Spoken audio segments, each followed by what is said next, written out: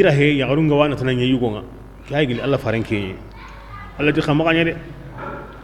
Allah rabbi su kallinya da agar himbe ya himbe ken to ke maka bismillah wala tatamannaw ma adiqa ma hunnata Allah garayu hasanunni tikinga awayu kamari khama kenya de nasibun aji ora taqi barajenya yugundangani inda kenya ke barajo kinniya gilli honga igara ke ngolli ora taqi barajenga yagare kadangani gilli honga igara ke ngolli yagare di batumo yugori batumo alla ga tan nan kallenya mo be yagare anya ke mo di yugo ngo himbe kitana i kallenya mo sira ngana hin kitana aga tan na himbe tokono atokono yugo ngana himbe kitana ikabande hin to kan on kemme kitana be suri khalli al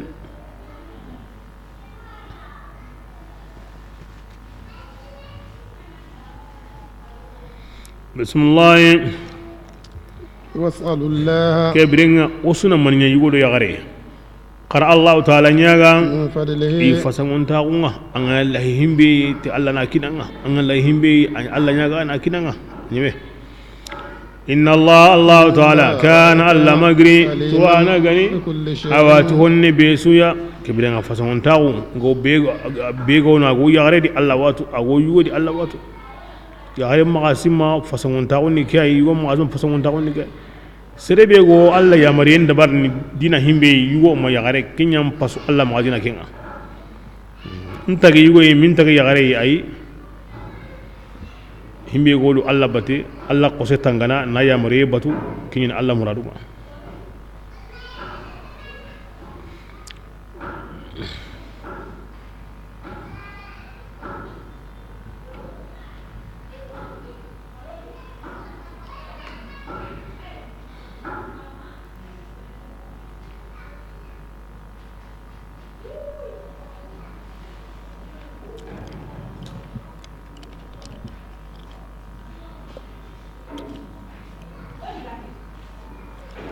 بسم الله وجعلنا مواليا ogo tunganda biawa habanganya likullin awa yugo yagare sudangani ma kebirenga ina kunku gilli honga sara num billi gara kendo ado maren tintun gara kendo walladheena aha kebirenga keni awa tawalin kane kinyino waslama gonda abuno honne amma kusa grindi ko tabane wasrengo tawrai ando hona kitenkin dengo me tarendi ago me de mana aywa khairinga aro khairin tana waslama gon kane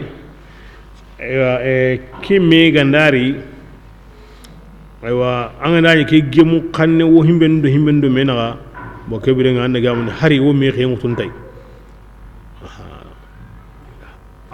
al asaba ande minu gane goro habane di ako jamun bintadi qablan bintadi siyaqane bintadi aga na gemunandi onya goro haybane kebre nganyeme sere gana kara hakkanyu go baka na burendi anko na kini besu ya kebre nga salama on kana nyino ako medi mana aganta kapame ga jalle mai ho gani kimbo gondam be kin aro mena awo hinu nyana do be muslima woni banamu muslima gonti kara hokini yana burendi muslima mo ko sagara buno hina bismillah والذين adiyem benwa عقدت أيمانكم agara kun gara kunan limma kun siti meya فآتوهم kara kun ka kusisa awa itaqin nuqunga kin kana kan himbe na kuna meda mporenye aywa ndiyanni andiyanye nkiyenye kebirenga sere ganda sere kare kuri adiya bune ngana kin yangi de mana inda sere kare an kadi adiya bune ngana kin awa kebira iwande mana an gara kusirin kari a kuma da kusirin ya kari ba kiyin ga nakin ago me kiyin mutunu bas aka kuna tiki a tikin ga gandaro agaro siribi no ga qariqa hana qallen kini ya hina bismillah inna allah qaratu allah ta'ala allah magri shedangani on su ko mon denga kamaga anya hide qara kini kuma kara ko mo be kini kanka yitani tumundi ki wa al-islam bi gana kara nani awa kewo andu himbe nu nga tan tumundi mo kinni iwanya na kemmo di kana bugari wati be kebe ina kutinya kom ala ngawa mo be hinjo ani kundu islama ko ngari ga amako sakara bugari aya nyimere tina togadi ki aya wo karne ngabari agullen tan na koy o yana ndi hinyi kundu tahana muslima ko ma hin sura kan so tabane adiga tay honne anda surunyi mo kama ingaranta ko mo nyeni itawra mo nyeni ifamiye nyeni illa danyeni itwa ko nyeni ke bidanga tan killa khbara ko tabane awon di hoyi himbe na ndiga tay honne na nyama kenna basuke aga kusa himbe da kan tere ken hilla kapega Allah tu ma ho kai ma wala min na farenga kenyi me bane sino tammi salle mari sume mari jaka mari hiju mari kar Allah tu bane angana karango wundini ma wala min na harenga sino tammi salle ti farday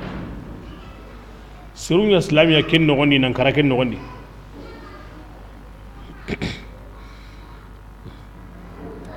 daiman hinwara honne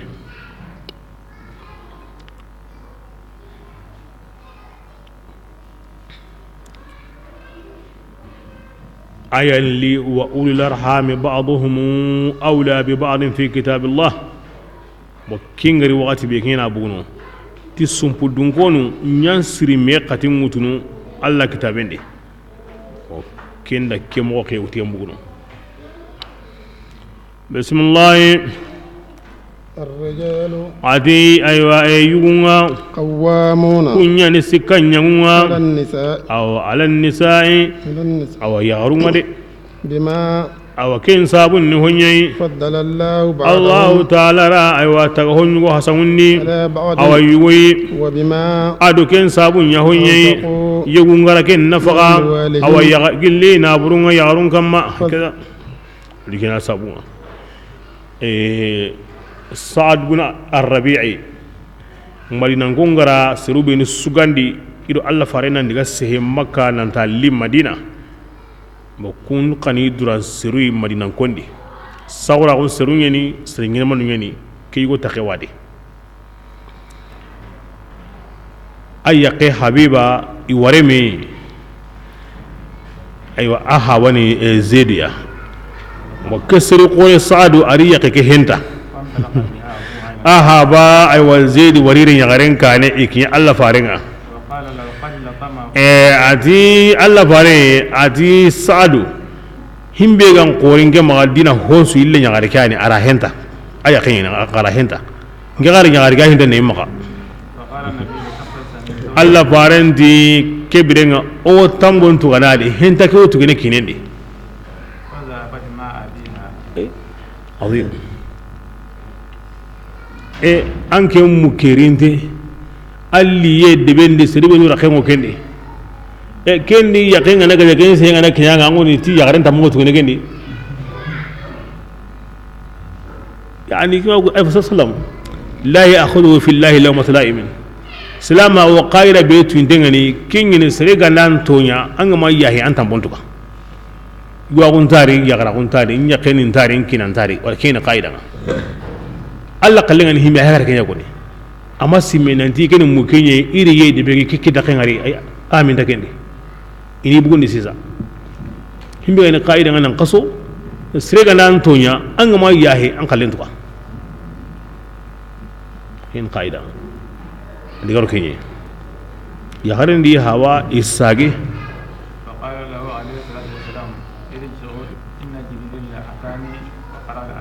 kebidenga aywa idiga halle Allah farandi ohorni tambontuka idiga halle ar harengariya tilli igari aywa ati malikandu ayallide malika jibrilu ati okura himbe la muru kenni tambutu ke kay nga Allah gar himbe la muru kenni hotana ide Allah gar himbe la muru subhanahu wa ta'ala kebira kenya srenni wa kenya nyana donc ayanda koy nan di kebira nga kedi menu yuwondi yakke henta kebira nga tambutu ko enta kendi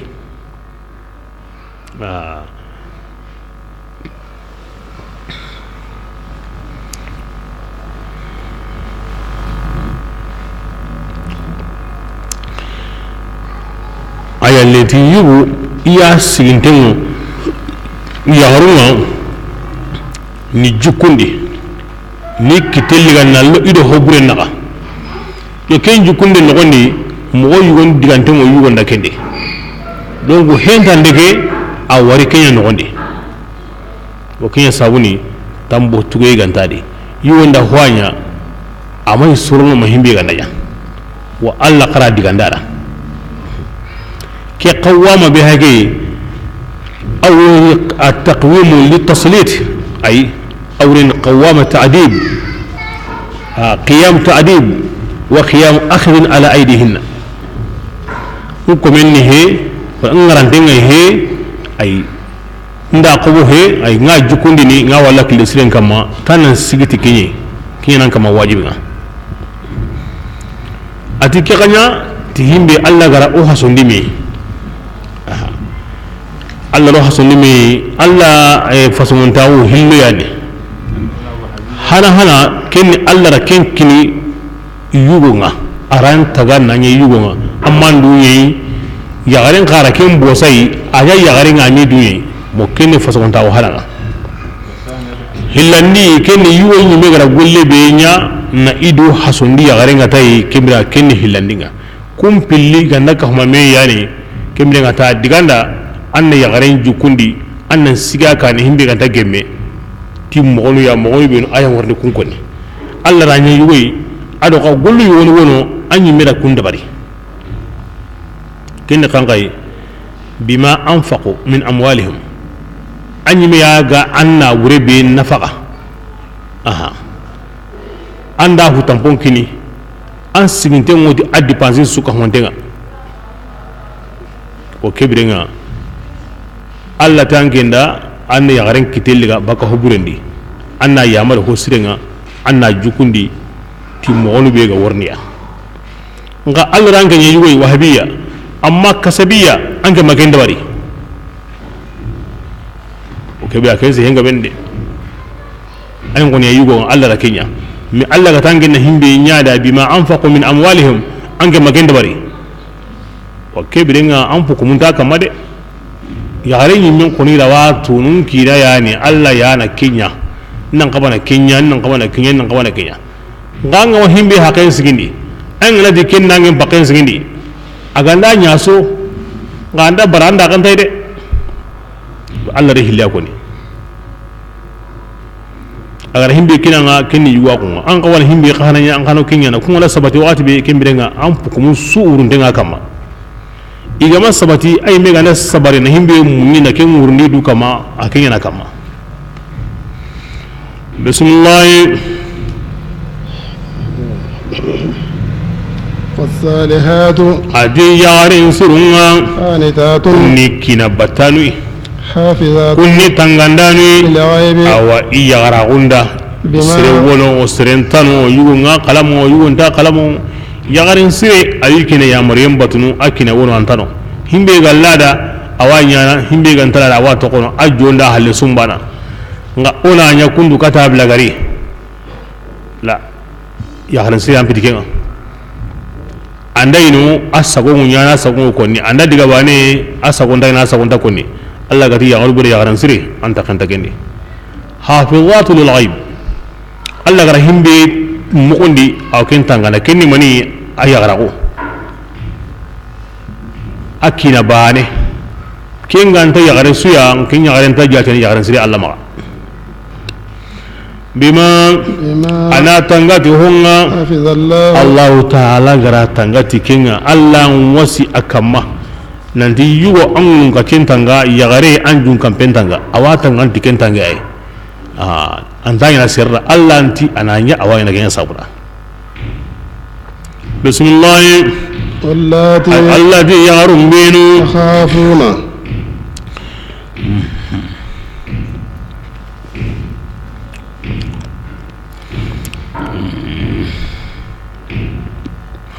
an yugo kanna نشوزهن kun yaru korenga ga an sikadi nya kai ko ni murti atag manjum bange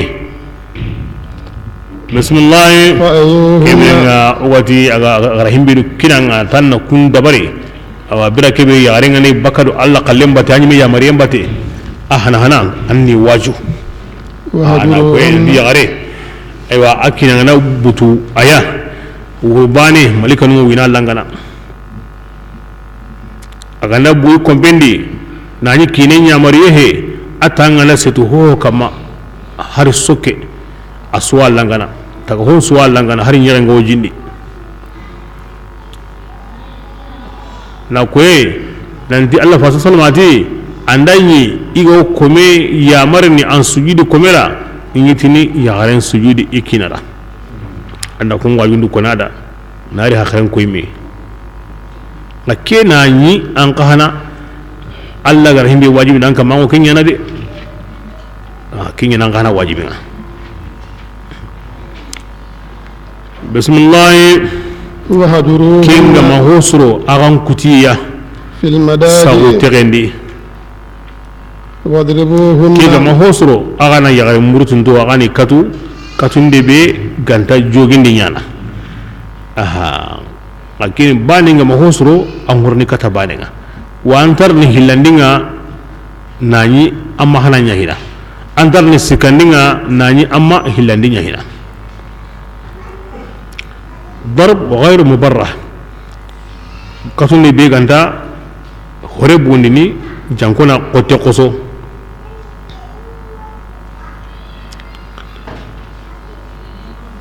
tagumanjenga na bange keni wajunde ngunyana amma na liti kutuye nga manaliti katunde nga kenta nyana hina ma kurenga na ya wakati be murtuye nga na bange kurenga ma wakati kebe wa katunde nga hana ni anga watu nandi awon na hasurono anga watu andan na hasurono amma diganda amma wajunde ko ni daiman na hango kinga an sikadi haraga manya awon na hasurono andan na hasurono annan ko na kembulanya hina Ahmad Baba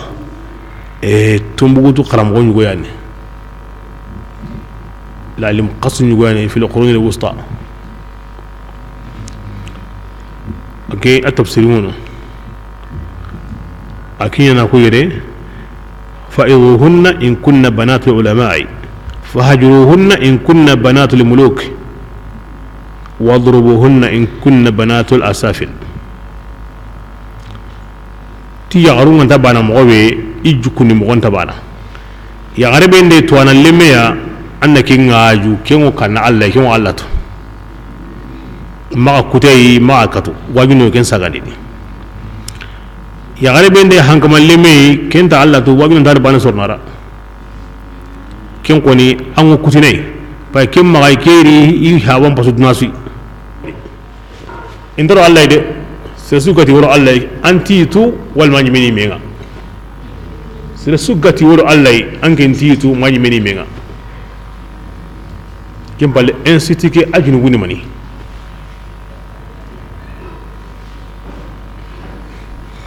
bismillah فإن أطعنكم renga yugu lilli ya harunga na ga ya maryam batu فلا تبغوا سبيلا angara waju ala tokundu manga dangi kinga ke kutuye nga ala tokundu na ni ara waju nde mugo ke bidenga maka katunde kille mundu ma kutuye kille mundu awakati yade anga kinyeno ko be aga sigino kingara suro ay maka dangi tay nan ke banenga angi qara butem mugo ke koni mingara katwa amma da kawara ke bidenga maka kinya فاحذروا أندو مغتو بسم الله إن الله تعالى الله ما جري كالانجيا أما جري تونغا قرير الله أنتان لسيسا ولا غنيا قوامون على النساء ناشر منكني الله بيغرا كينيا الله أعلى منك وأكبر منك allan kallangun tan ayan qoranga de agatanan sigi no kube kite ni sigi no kempalandi kallan ka ngurdan ka mani qore ngurdan ka maburende bismillah وإن خفتم جلا غندا كانوا شقاق بينهما يقولوا يا غريم سوري أو إمي سوري قرنا فابعثوا حكما كبرنا كيني كوني أو هين كانن كو هين قوم يقولوا يا غري أو إن تك منا مي فامو كتاب لغنيا موي ودي كبرنا هري بيغونو كم باقي كين تحكيم كيتندي kebirenga ka kindi kitana ya min ahlihi bani nya yugon marin karunginga wa hakaman kitana bani min ahliha bani nan ya yagarim aw yagarim man karungi yagarim kana hawan karunginga yani ambana i hawan karungin yimini wal makitana be godi kumbangenga o kwanti kindika kiwro kuda aronyana i me karungiya aronyana i mena sene wala digana himbe ga o kemoto sera nyana ke ya himbe go ke moto ya garundo yugo naga mesorien kide fiqh hindi ago kento asro mogo ago kento min ahlihi wa min ahliha ikarunge nyime mai karungon sere waranta digana himbe go yaga tukeya basrenta kiti hodi anga himbe nduto anda himbe kiteto ina diga ni du qoto asro mogondi khulu nyago nyana ini du qoto kendi ma bani nyana bani tonya kembere tonya ndana ni tonya ndilla kawara ma ara kago walle yimgana ya khulu binta di ara kengare iga na himbe wari kitanu ku hilli aw nyana kemmo bismillah in yurida gille kitanu ku hilli ganda la murundi surundi ndeya Allah ta'ala maagimu nyana ya gille mundu menaga bi qadarihima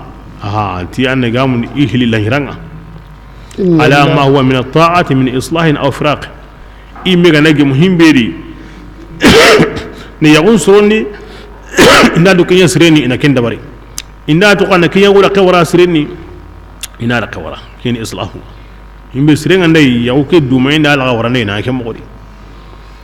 inna Allah ta'ala Allah magri aliman tuwanai khabiran magri yingare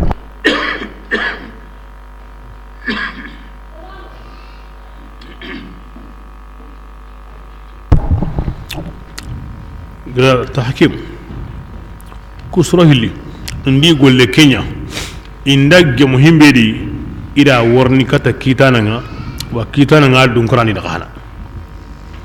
indagge muhimbe di khulu unyan qabananya ya harika jonta di suro mo ontai khulu unanya majugo ka jonta de ke birenga an sabari ana tunyel la khawara kin garantanya na yimaga dongu ya ulla khaware indagge mo beri wa sana wurna kin kitana nga awa dun qur'ani o gollini igan qabana hinya ka sigini mo be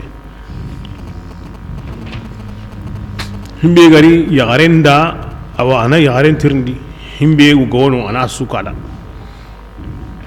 ke kana yuwon tirni himbe gari yugonda himbe gari ana sukada agana warakille kero kyanya kinya ndage manga ke andanya kunduga ango dungene kinga ba ya hongo dungene kinga ay nda dungene kinga manda ke kai ani kallun ko ni kinga ngini iworno nambuwa igana bu awa ya garanti ara kero kyanya ke woni yuwonti anya kunda imran iwiya karun kapami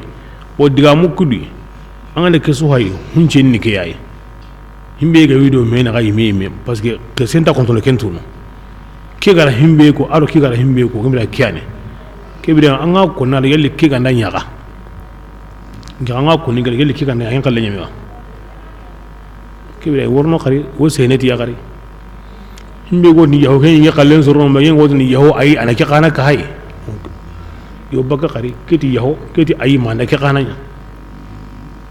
ginde kingaro nyana anguñu mo kem bayni mem ga garo kapay ma garda kapay to gaw nyana di me famu yenga himbe joga ndadi na ntigi ken kana kama ande kata surono su aw surono agar ta surono ka ara khengare ken tahkimu angana ti yugondo yagare nan taw khore ban de comme hogal wa yana mo be ni taw ndo khore ni be suni khallen ko ay kensre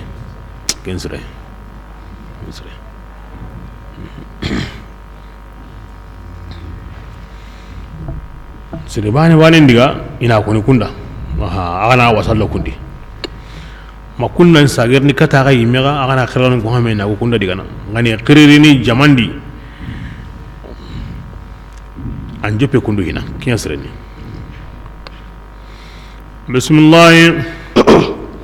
وعبد الله الله تعالى بانه جاسر معه النسوه لكم وتي الله تعالى وإحسانا أغان سرون دين دقم بيا أواتيس أواسران باليا ندوار مغو ندقان سريكي نمو مغو دغني وبذي القربى الله سبحانه وتعالى براكبي على كانكو na korenko na kablanko na debenko na nyima kebirenga ari mani tokai mai kuma wonu be hage kiyo be suda na wasu sura kai jopara na wara yire an wasallino an ta sallino sire sukanda kuma gonda budda bari anduna wala hiyana agara mo be ko kenya anda le munna anda nya kunna anda sirunna ewa na buren ta kan kem gol sire ganda kara sire sukanda nya hari kahri ngani qiyen ta kan islam on qita na mo na wala hiyana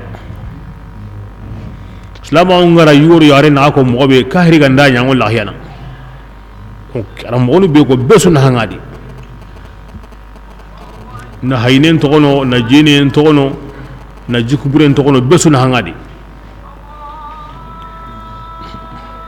biya juku kusu benu go wono o sunna hangari qariyanka aywa islam no qare maga kebirenga an joppe hinati allah banina wa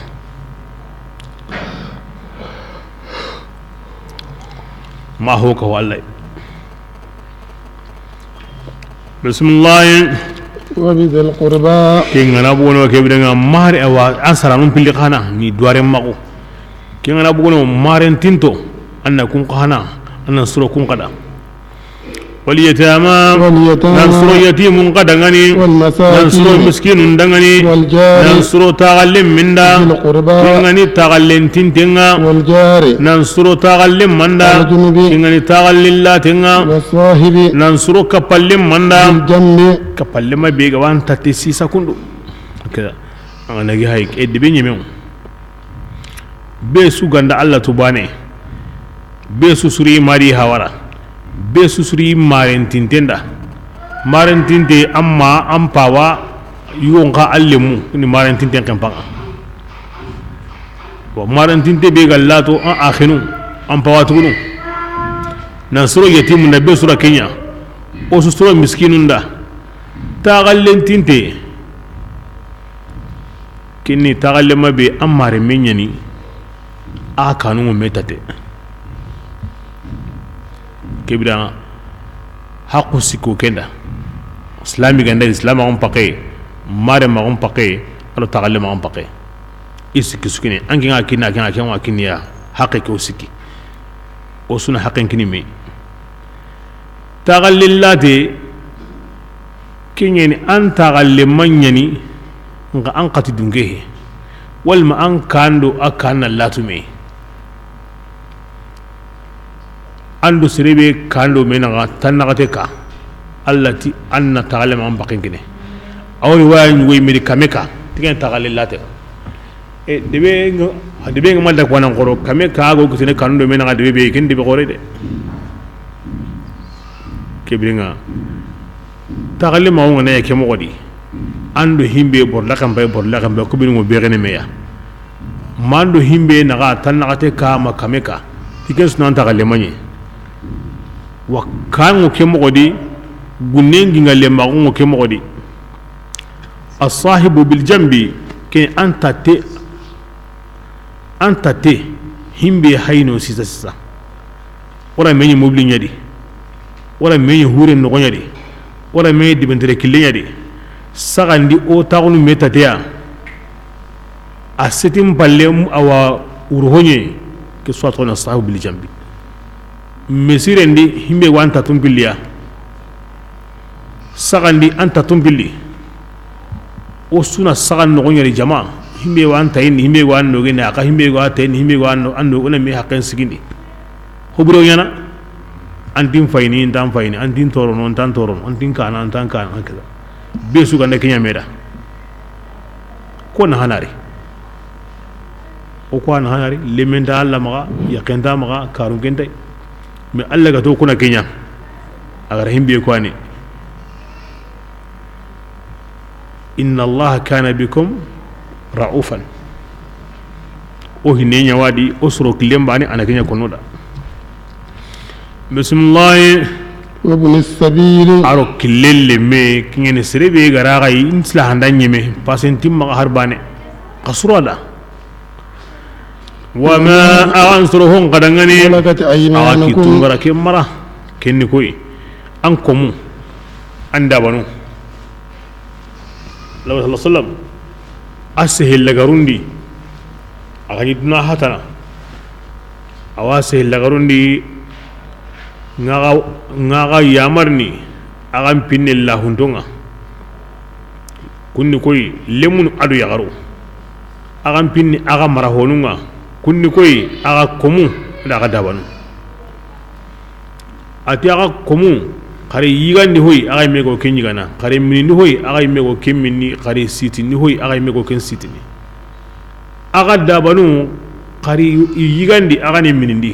kamari wara golle ikaranta himbe aga komu aga ni wara golle ikaranta himbe aga imeni dema lemunu aru yagaru illa hundini qahinni ya qari dema kina Allah sallallahu asila garun wani ki mamlakati aymanikum abra shari'anti sirebe ga nei da banundi komu anni gollindi ni bane anti na hakana an rabu wotoronga bane anyime ay me jimundunu ay mo yigene tiduya an gara zarin bugai ba na anyime an ta yigande kini an ta ho kini sharia ngwari kana na ga kana gurin kina awa ga kana sire himbe ga rawure nya honi ay Allah hono suya Allah anti anna am pakada to gadi an ga manya Allah tina ga kana gurin kina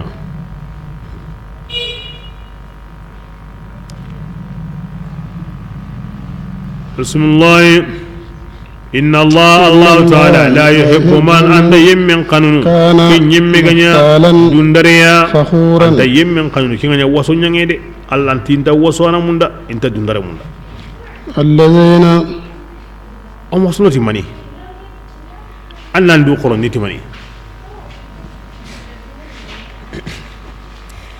كون تام مغا همبي ميغان تسري مغا همبي غوا سرو مغا كمن دام مغا الذين يمبينوا يبخلون خطونغنا ونيانا يوتلا قرنا سرون يامري خطونغنا ونغا ويكتمون ما يوهم مغنني الله تعالى غركن كنيا اللي فسون داونغا ولا ينغان قتيتيلي فندغني وينن كينغن لون داو دنگيا والذين خطونغنا هو ناغورن قلم بانه كي ايو wo himbe konnina wala ngala kingini tuawun kana kutungana u hingawon ango himbe tu serulla hinga wai akida anga mako ado serebe na buringa maga an kawana himbe nya gamanya aka so ambana pa nyonkinu ngo birene ne gamuni e solomu ngo birene tangen kalleke tuwana nyonkinu ngo birene tike kalleke na buregume ke biranga isukini mbalagu akomi ango taga honum bakanya yigana ke sawra allati sirebe gantanya na outla garna sirun ngara qabanya yang ngati ngwa kamanin kane bismillah walladheena yuminu ينفقون igawna hagandini أموالهم ina burunga رئاء الناس ngallen sabura du kointo ولا ati يؤمنون du kointon tatungundini ti Allah bayina unga ima tungundi ti kotanga kingani kota lagaringa ومن adi yemmebe يكون الشيطان الشيطان غنيا سنن لما يكندغني فساء koy kuyemu du kointo adi shaytan bono qarinan aw sunnan limma ya وماذا du kointa o kira wasahubre allati ana qomi du kointo du shaytan yago garibane ni sunime du ko intawo annan yana mani sabura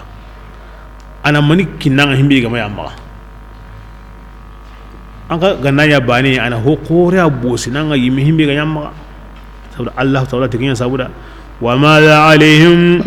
geti manna ay waddu ko indon kamade law amanu igan to ngondini ti Allah bayna unga nan to ngondi ti ko tanga kengani ko tala garinga wa anfaqu kem balle kusa ga nafaqandi Allah dangani gilli hunga Allah gari warja kinga gidi mani ko to yana kiride an silami Allah ga tanna himbe nya kusa gara kini Allah sabuda anya farida yo anya nahila yo kusa gara kini Allah sabura mani tora na kidi sikan tadi toran tadi an wa konni an wa anyana himbe nuna ko sabuda kun ga warna ko ni sile suma khairin ya hina mata ko ngara ko aga ndanya nge manya iko ne sabura iko ne kan hada bana bakam baraji nga toran go himbe na mbega kenya nya ngi ko dunana ko mo hono ko nyira kanyi meri nginin kalle yana dunana ko subhanallah an gara hanyar duna da ko aiwa duna ga lako lakar Allah wutna da an gana tingira kenya a wutne an yi mai ta hanyar duna da ko duna makowa an yi mutum ya ko duna da ko a cikin yana kallon an gana nyanya ne ke sabura mani tora na kendi like sun tadi kin duna ba ne wurna ko an taho bakan gen maka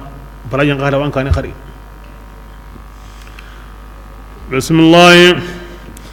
وكان الله تعالى مغري توانا غني تي تغون سندو من غدي كبيدان غني هيمبي يانا اني الله صبرا دونا كون دغنت هو بكام ان الله تعالى لا يظلم انت ديمبان ستونينا زربان لنيريا وان تكو نجو بكام بوسرينغا تيكينغا ميو كبام بوبرينغا اللو مو انتانيا وإن تكو قل هلو غتونا نغندانيا وسريني مؤمن غندانيا اللغو مغومو أنيا سيهون شبان تغني تمنينا أنيا منينا يضاعفها الله تعالى دي وهو سربان كجيدني نانيا تموي نندقا كموني ريا التي نبراجكني قل تنكاغونا كم قورني أري اللغوي إيوا نيانا هوي تغهوران تاجاتن نانيما ebrenga golli se logoye kem piti mushkilay ngani kebe golli ngana khalasiye la problème ni maniya golli ngana khalasiye ndambe be ga wani khalasiye haqqe be ga wanga nganya na Allah saburan nan ngidi haqqe be an sonno mendi donc ambarajen kan pango kinyedi kingena ambarajen digrenga amma golli ngana khoro mo khalasiye ngama khoro nan ka hay kinna hanal logo golle ngana logo mogo khalas ngana khorna ka hay kinna hanga ben bismillah kayfa adiqam monisa oku tunga ngandari ti jawa gilli jamasuya shidai wajina kungo ngana shedan kama igulle kini kun shedan jaman shedan ko annabi nyime وجئنا وناري بكتنج مولا من غي نجنا شيدنا ويمتون كما أتي هارول لكوتا نجنا شيدا يمتون كما كي كوتا يمونا نتنا كونغا كافراو إغادا فارم كوتا هارمونين غنيرول لماون أوتي كونغا إوانا تنهين كوتا ولا يكتمون الله يعني تني كنت ترابا هارنا يسجرنا kin ko tanga serebe ga karaka hiriya awana tan hari ganyi kallak hari ganya sijuranga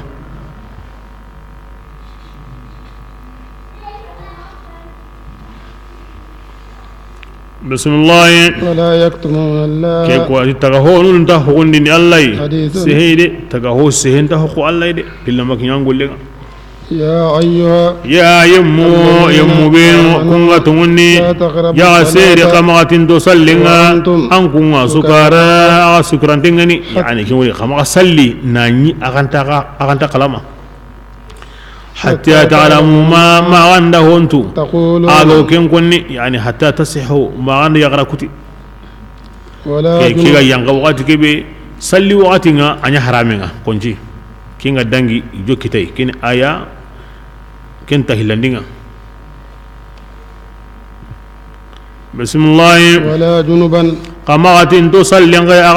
aga janaban tingani حتى تغتسلوا maga ganda yanki wakati kebe janabara selekita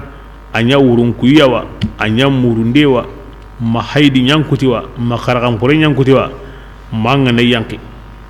إلا بل ما عابري صلي. سبيل yommati aganda itere kille kamade kebirenga kenguren mani tirana jiga ndammaga kebirenga kenni darranga ma wate wanga wate be garantai awa sorno an yankati jiya kebira kenni darranga kebira mani nyana kendi awarni kem mo ngone bismillah وإن كنتم gilla gandani مرضى aga watun den kahana gani أو على ma سفر o trende kille kamma أو جاء أحد ma yembaniri an kun islamin ya gillin no kuma yankan أو denga لامستم ma النساء yimme awakati yarunga ma yarun gati agai فلم تجدوا aga ماء gama je kita kibira kesu gandanya kama ga salli ma ganda lagi o bani ku janaba kinni hadas khorenga aha ngageda hadas khorenga nganga aywa ma hadas sugune nganga awati nyaga min tere wal mahanka jambiye ube tanjiye aywa ma ankati yagariya mogol bega koni kendi anda wuta kane maga anda dagame kita anda kita salijin bono mo yagari kati yugo yi ara wuta kane maga ina dagame kita ara kita salijin bono mi yugo kati meya ira wuta kane maga ina dagame kita qima kita asalijin bono higra wuta kane maga bana nyime wal me ma wuta kane maga ina dagame kita de ngiga katay ira dagame kita donc dagame kita ke salijin bono kusiki kwa bono ni amma wuta kane magaina kita wa ma kita kinta saliji bonondini isu misali la warni sagan nogonundi mobili nogonundi ago tawunu arangan gulira nyugoy jarandirai mago siki aranga kisula warni hora wa wutuna kane maga agara wuta kane maga mara kita ama kita abono hora wa kita na to ama wuta kane maga agara kita bane abono hora wa wutuna kane maga ina kitan kanta kitana agara wuta kane maga bane abono nga ku gollu meda sere kita yugo ma yagare amma kita amma wuta kane maga na kita huntan salijinga ayan wa kona ko himbe go walle jimba tendi yankiranga malagiranga nko awamun na kenya tokkike halasi tugune ma ho khore maga salli manga na yanki ho tugune maga salli manga na lagi kebrenga aywa mani wornando yankeno lagi naga jinta nyagu hisan ko terekille wal mamana wate bismillah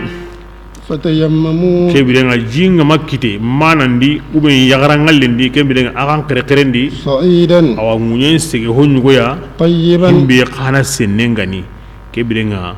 wakati lo halle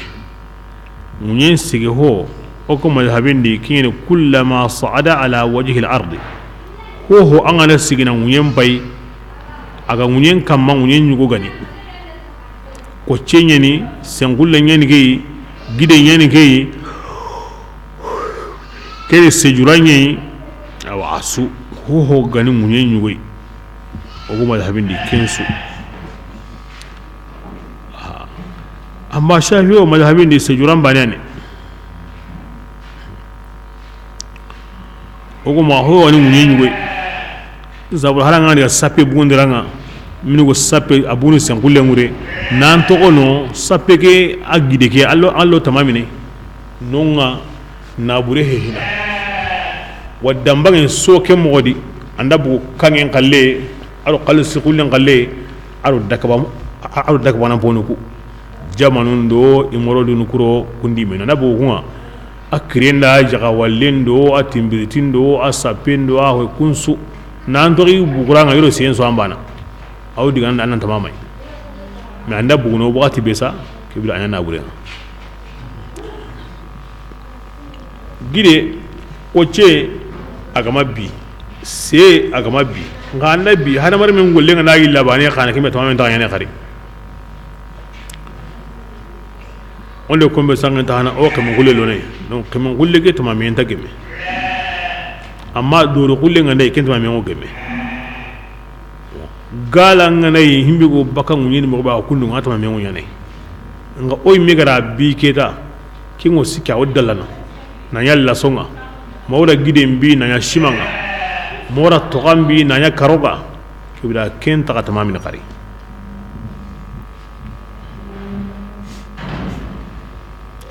antanya na yitenga antanya na sokinga antanya na mananga antanya na papienga saliji awnyana asalebe nun tawranga mulenga na kinye nezin kabengo yankana wo tamame ga nan kitano bire nyugo no anlu sijuran naga meter no hilli meter bana meter no sigi anga tamame na kama parce que côté yon ko non kama ken ko tan ina sijuran kita o nyane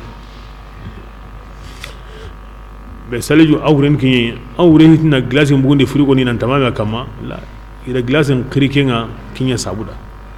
ko banta arabu no maka nezin tano tawa to konti maka gilasin be ga wono donc ke sawura ila to on kirkin salit no gilasin wono nezi wono bo nezi ki akle saliju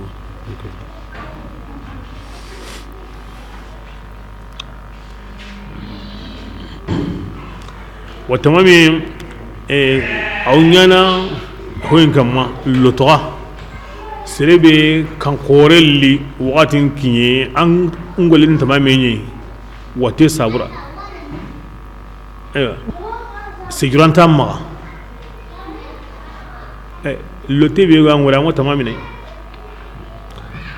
khaffaf ou jaffaf annan kitemuli ni ngara kama na katu nan kitendisa na muli ngara kama na katu anya galaqi hak hondila jaffaf an kitemuli ngara kama anna wara hangenga anda ka ba wakati bi ke ba aya sejura inda anna dabari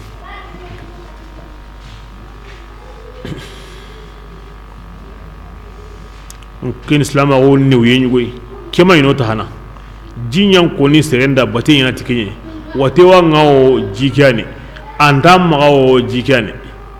an wo trende wo jikyane don islam on di ai aganda kite aganda new na kotanga wari waten sabura ma hoyen sabura anyeme waten ka be go tamamin diga ni serenda anno ninga beni ngan la lage ay ngati nyagondi ni allo lage to kono ngan la lage aw nga sawi ngati kenda sahana hane anga to kono ngan la lage aw nga sawi ke wote willigana ogi manna to kono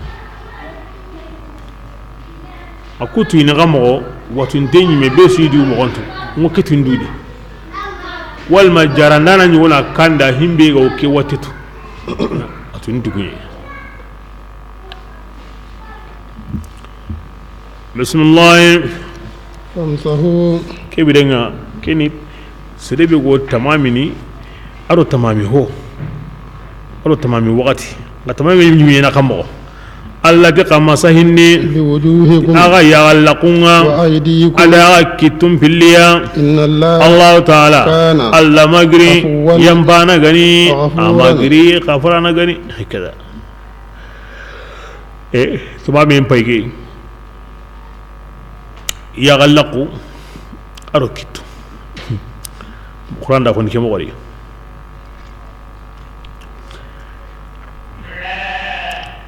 ايوه كوهل مساهنين واجبين شافعي مذهبين دي امام مالك دي كيتي كينيكي ngandanggi nalte suyan tombega wa kenni sunna nye amma kiti lahage kenni fardanga ogo madhabidi nandangi kata kitin qarenga wa kenni sunna nga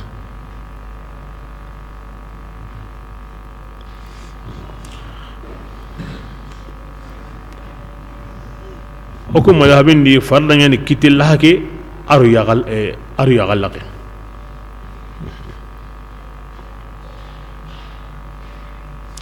nga shafi ma kite qarendo lahansu asu farda bismillah alam tara an mustahabu nun qara wol an nyam osre kini konkondu kubi hayadi aruna logo mo osri durma nganda an kitenga tamamana aywa anna bugundi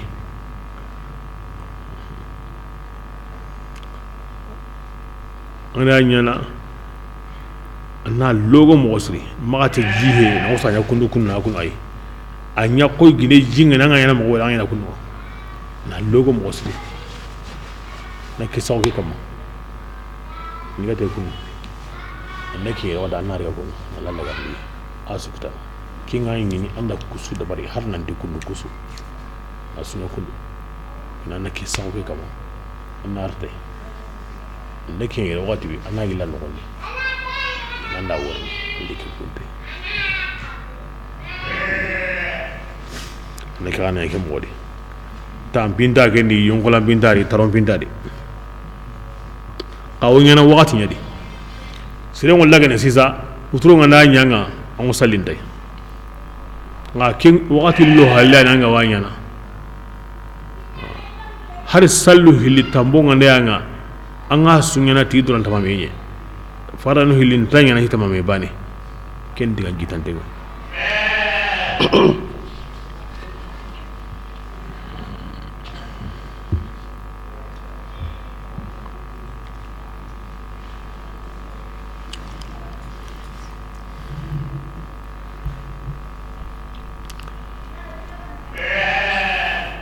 awnyana fardan sallen sabuda sai suga hukumundi an karawo an mutare ngaw Allah wanyana ngal kay juma nyaye sisa ngana tinna lagen tan yorno juma nga ay anda to amini ken sawra juma ngare salih hananya batendi an ma fara mutul lasli ngono ngana tinna nan lage santa gemme juma nga almam bay araka lagare nyadi nan tamami min nanyoray anta gemanda hurem bay saka iharni salle ingati ngurni lagen tan yorna nyango saka tamami ay anta ge mangen hangen salle yo amma salle so ngo salline ngale farra kifaya nyani aywa anta kunte na ila salle tunginga law lagene jingi maka nga himbe ga ne unnan ko saka tamami na salli parce que na ila nyani la antara kendi masaha an konto jinga nga law sallini jingi maka law lagene mugon sudi nka wanjo saburan nan tamamin nan nahilan salli ay kenta diga nan la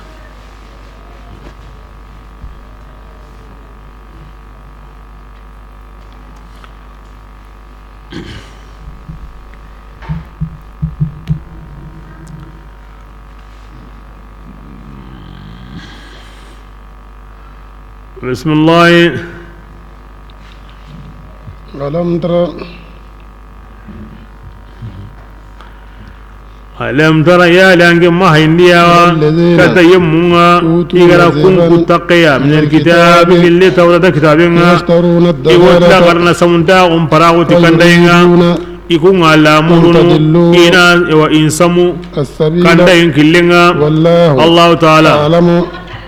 a'lamu alla yani tuwananga a'daikum aga qonnun wade kebirenga aga qonnun kunna kada kusabura gallatiya agar yahudiyan ka kada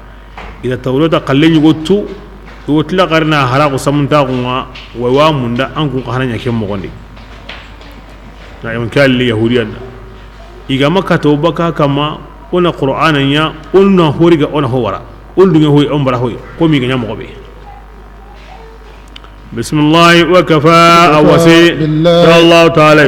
bi sanai adangani awasi adangani ti Allah nasira de mandane min alladhina qaumun siru min alladhina gilliyam hadu kunya yahudiyan yahudiyan alla digan kanne nyillana tawa ikiti sawmo kamma na bu ikiti sawmo kamma alla fare ma ko to bega ko tawreta di aga wi maga sirindari ngira kikara tunga akana kundo ade ina yilla baka ikiti sawmo maga aha o gila maga ko to ka tawreta di ti mohalla min warning aqul lenyani aqra dumbuye ngadi agili gili palampala he yugu depine gerso ko hanaye ida kayilla eti abinne nyani agili nyani ay gunga on ko be ken ko tanga anga tan na yugu binne gili mununo yo ngoni burani ken tarni warno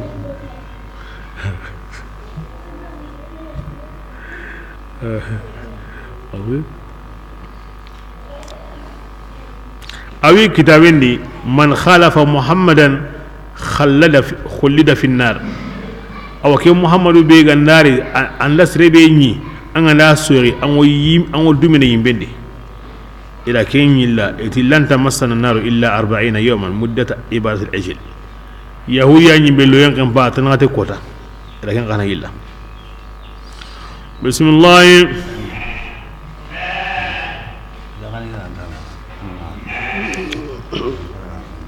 ويقولون يوتني الله فارنا بها الله فارنا نتي قركني يوتني ولا انسهم وعصينا واسمع انتي ايوا ترنجي غير مسمعين ايوا ودي يلو كان تامو ولا ترنجي وني يلو كان تامو وراينا يوتني خدي الله فارنا او قوي لين كي سوني ترومين ديا يا لسناتهم نينوا وطعنا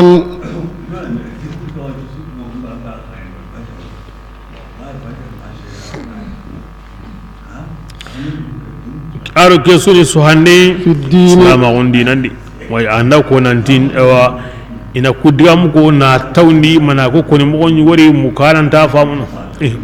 ummati almunyime inde anunyime ngandai kibir ayalli na kara nandi o ko kinyana ayo ayam bay gari na kara nan taga wanyana kibir Allah fare ananyima gon sabati yun kana kanun ko ta gon sabati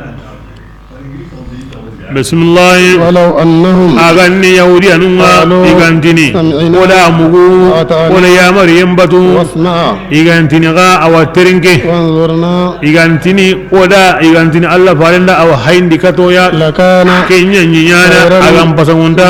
إدغاني دينانتا أيوا ورا مغو وبرا أيوا وقوي إيكو كون وسرين كون نيكينيا بسو وأقوام أيام تلمون دينا إخلقيا ولكن قصا الله تعالى يهوديان اللنغا في كافرون يهوديان تتونين إلا قليلا ما كنت توناني يا يمو بين إغرى كتاب كنكونا أنكن ننتوني تيهونا إغرى كنيانقاني قل قرآن تونين داني هندغني معكم كنغو كباي قد توني هنكاني وقبرون قاني يا غلقيا wana yagal laqin sagandi ihalliya kata kohinga aw nal'anahum maqatungundi kata o bilagara gallanga na gaya sanbununga koy mogombe o wala sibiti diadantong awan langa mogobeni awa gijim barlo sanbununga Allah taala kite magri mafula agawnyana de ke gongonde me gongonde qotema kin yahudiyanwa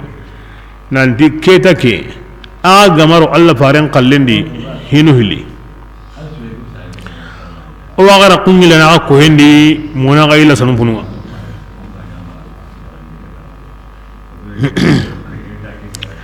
عبد الله بن سلام أغبو الشام على آية مغو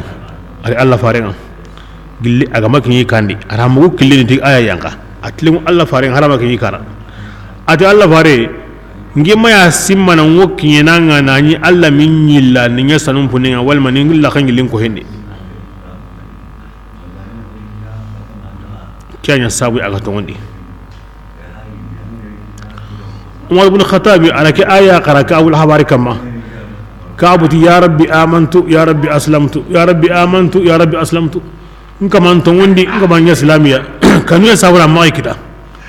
yahudi an qaramo qoro bi go tongondi alla farin gendi usuro li takawade ka abul ahbar abdullah bin salam okay bien yahudi an sama tongondi yahudi an la khema yili ko hendi himinu ga matongondi imanya sanon punan kai bo ke diga milali mununti aga nanyi akoni wakati bane matongondiri asinyana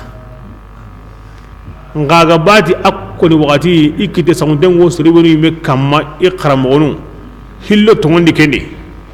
kebira alla ra sigini hina nga dunanta gille abada hilla garunga nakinye yahudiya be ga matongondi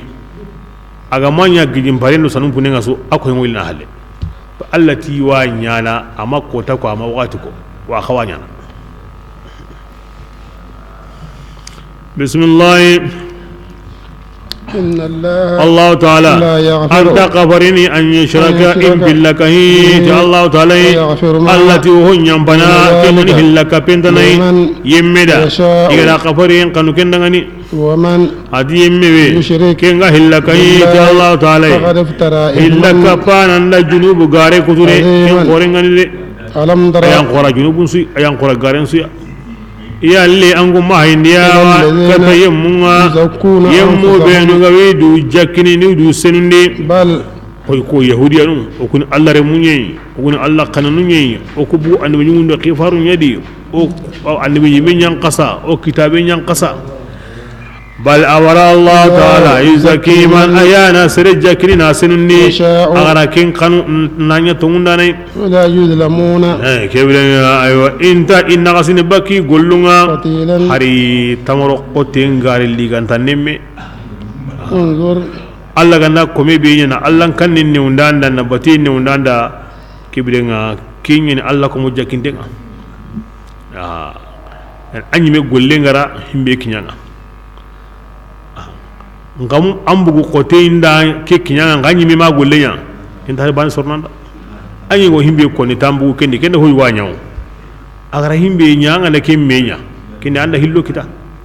ambugo adi wa anda himbe nyaka hana akenni tiga hoy nganga mabugo adi ara hoy wanyaw ke bi denga tiga ni jukundano angi ni manga wana mbere dina besuya anga bugo ko mo strendi ange ngama golli sirenya ange nyanka wana nyawu anyanka wana sagam anyanka wana nyonko lambi hindi bismillah ya rasulullah ya ange nampaindi mogombe iga ugaren kutunu nasa wallahu ta'ala ithiman awase junubu ya bihi tike golleya kinga awakinga junubu bangande ya alam tara ya riange mahindi ya wa katayem mungam ka abul ashraf ayanga kinyedi aro de yahudi an karamo ko an kun dagani tuwanunga agani yani hegumunga badri ga dange bira kebe aywa ande gamundi ikanu madina iri makka kata makan ko hilla kapan